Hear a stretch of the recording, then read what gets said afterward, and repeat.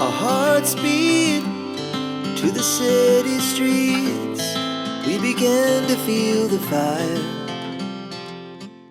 Hey, welcome back to the channel. I hope you are doing well. It's been an eventful couple of weeks on my side. All good things, I promise. In today's video, we are hitting the road again, this time traveling from the scenic Kyalami area all the way to Olifantsfontein. Let's jump right in and explore what this route has to offer.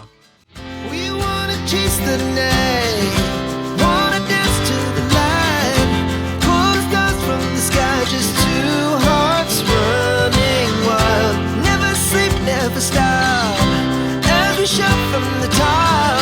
We're gonna be two hearts running wild. I wanted to start this drive a little bit further down the road. However, as I was driving through this area and looking at the footage now, this place, the lighting, the fog, the wet road just looked amazing to me, and I wanted to share it with all of you. And I hope you enjoyed this drive as much as I did. The laughs so loud as the hours pass. We're gonna do it all again. We wanna chase the night, wanna dance to the light, pull stars from the sky, just two hearts running wild. Never sleep, never stop, as we shout from the top. We're gonna be.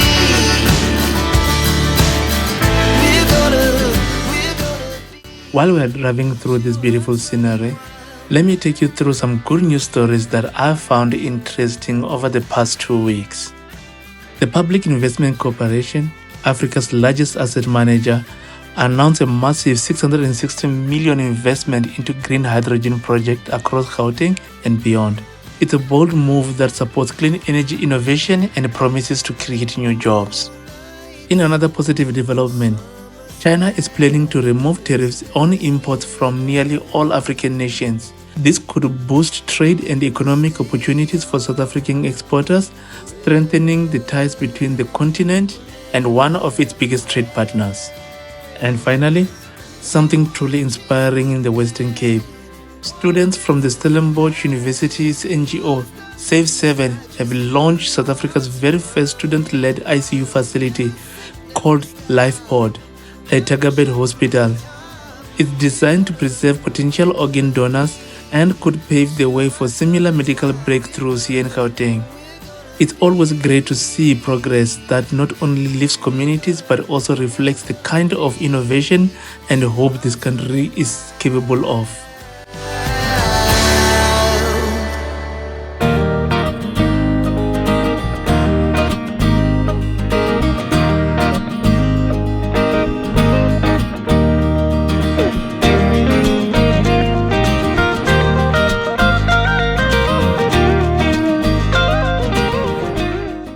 If you have noticed and are wondering why the stands in this area look so huge, this area is an agricultural holding.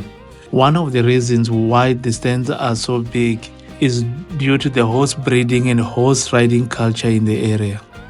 It's not uncommon to find people riding horses along this road.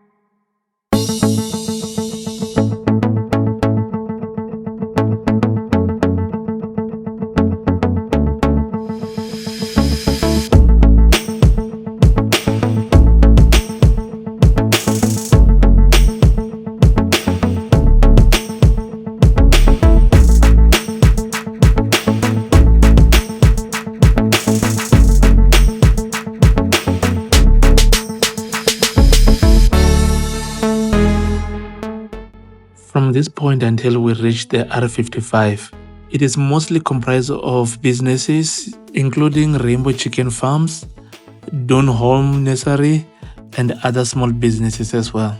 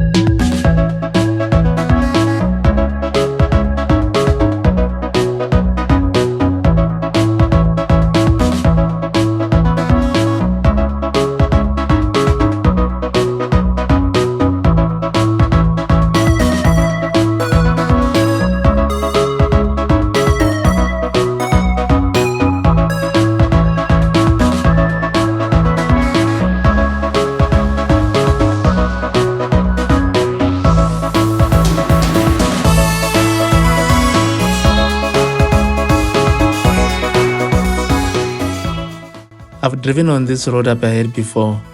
It's the R55. It goes all the way from the north of Pretoria and ends when it joins the M1 road. On this channel, however, we've only driven on this road from Centurion all the way up to the M1.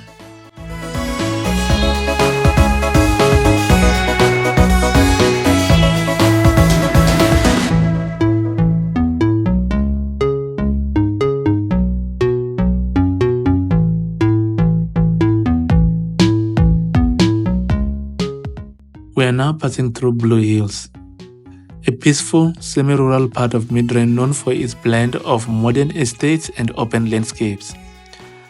This area still carries traces of its agricultural past, with large plots, horse stables, and scenic views. In recent years, it's become increasingly popular for those seeking tranquility without straying too far from the city.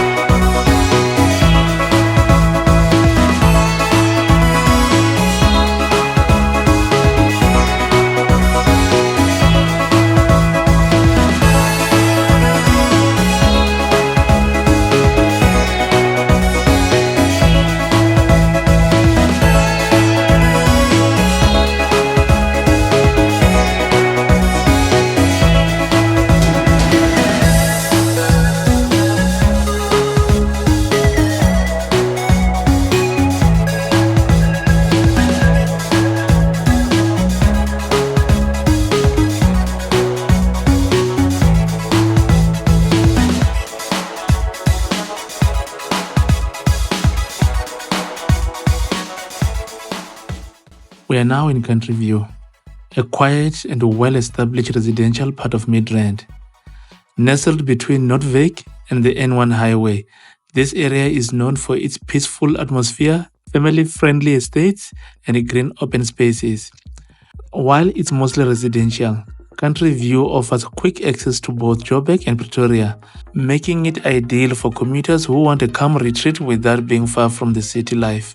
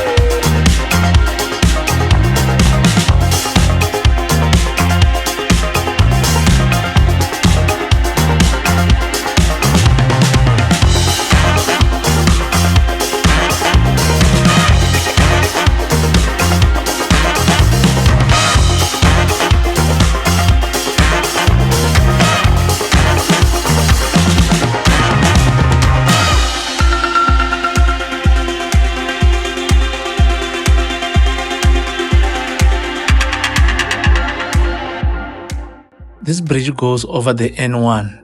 The traffic here was due to vehicles joining the N1 south towards Midrand and ultimately towards Johannesburg. We are going to drive through this part at 2 times speed so that you do not have to sit through traffic like I did on this day.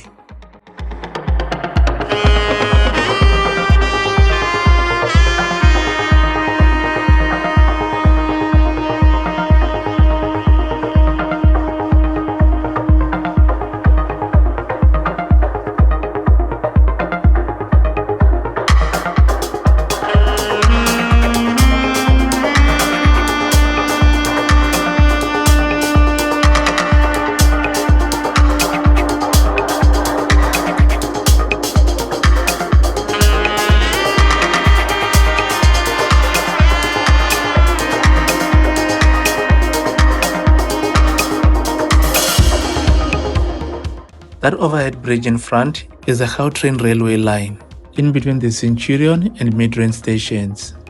Did you know that the Gauteng is celebrating 15 years in operation? Now you know.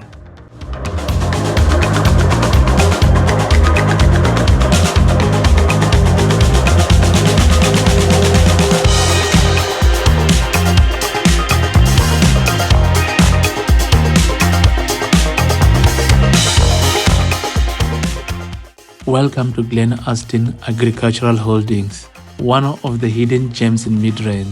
This area is unlike most suburbs in Gauteng. It has a semi-rural charm with large plots, small holdings and long gravel driveways, giving it a countryside feel right in the middle of the city. Historically, Glen Austin was named after Glen Austin Miller, a well-known landowner and developer. Over the decades, it has managed to preserve its agricultural zoning, which means you will often see small farms, stables, nurseries, even beekeeping operations, all just minutes away from major commercial hubs like Midrand CBD, Galga Convention Center, and Mall of Africa. There's a strong emphasis here on environmental preservation. In fact, parts of Glen Austin sit above the Gauteng Dolomite Aquifer, which means the groundwater here is sensitive and vital. Because of that, development is tightly regulated to avoid contaminating the natural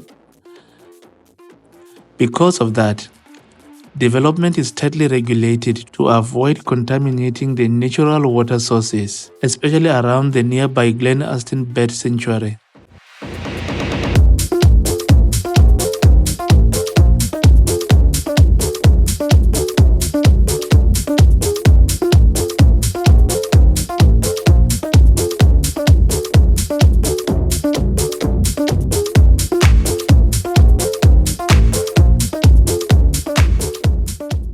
If you turn right here at this coming intersection, you will be able to get to the Eskom Academy of Learning.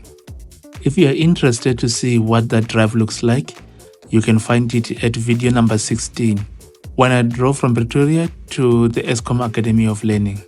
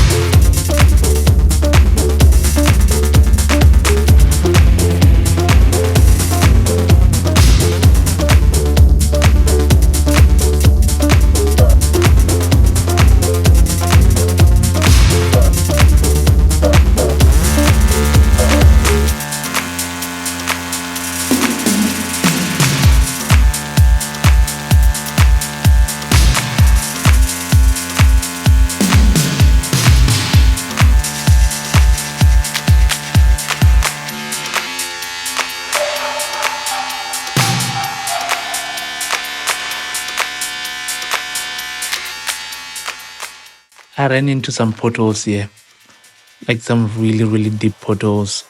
It had rained recently and I think that made the potholes even worse. So I decided to just take it nice and slow, as I did not feel like buying new tires.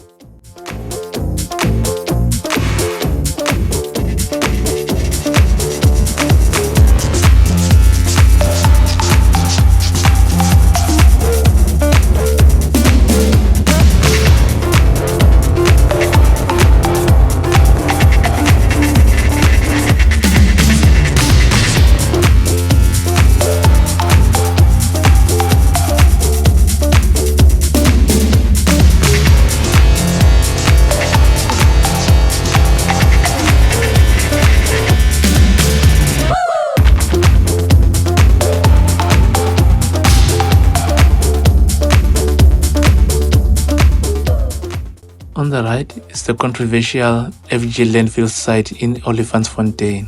In a major environmental ruling back in 2018, Former acting minister Derek Hennekom ordered this facility to shut down after years of complaints from residents in nearby areas like Tembisa, Centurion and Midstream. Specialist reports confirmed dangerous levels of hydrogen sulfide emissions, which were linked to serious health concerns including chronic respiratory issues and even bird death. Despite Interway's appeal, claiming the evidence was weak, the minister upheld the directive, calling for the immediate halt of all waste disposal activities until further notice. This decision marked a major victory for the affected communities, with many hoping this leads to stronger environmental oversight and accountability in the region.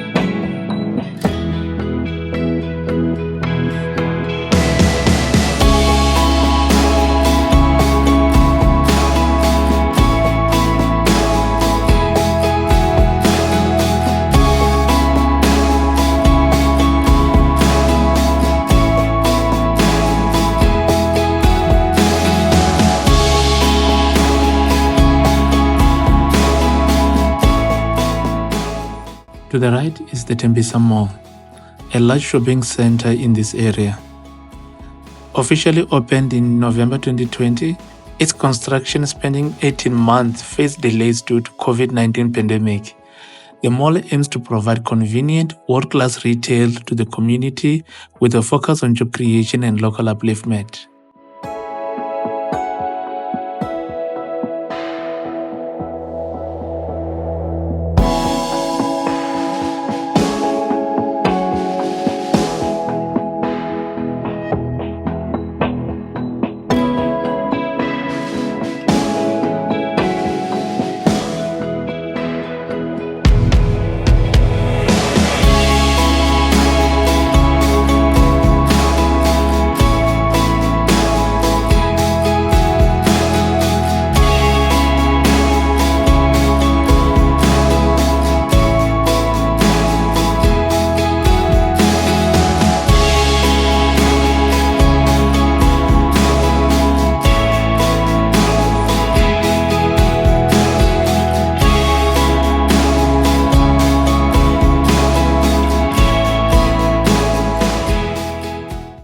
We are now entering Clayville, a fascinating and fast-growing part of Olifantsfontein.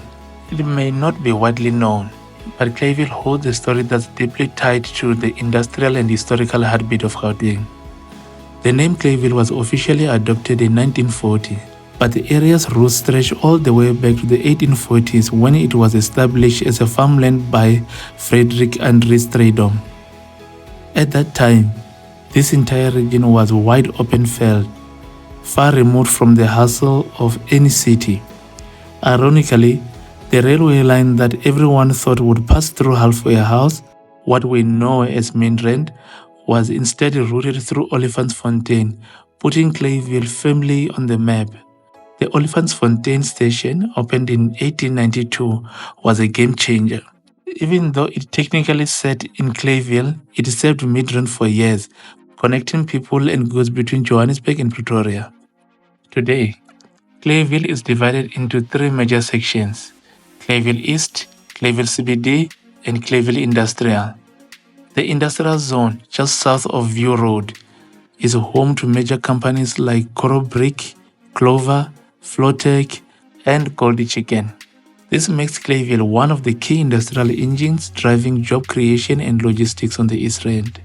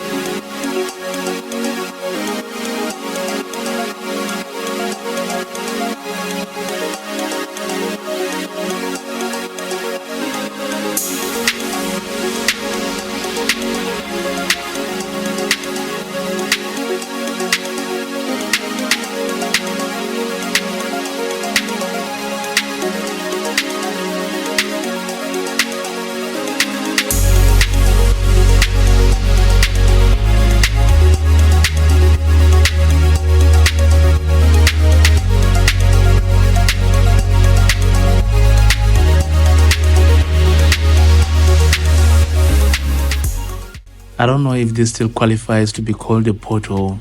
It did not feel good driving through here as I had no idea what I was driving into. The municipality needs to do something about this area.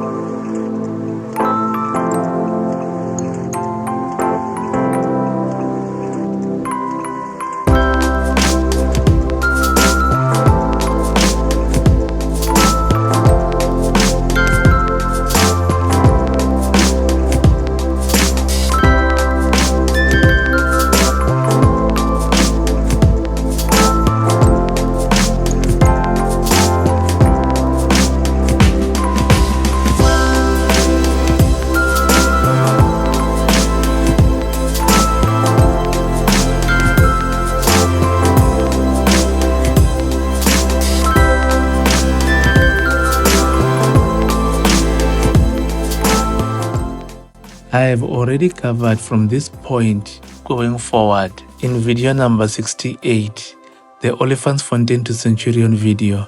Please check that video out for a more in-depth explanation of the history of this place.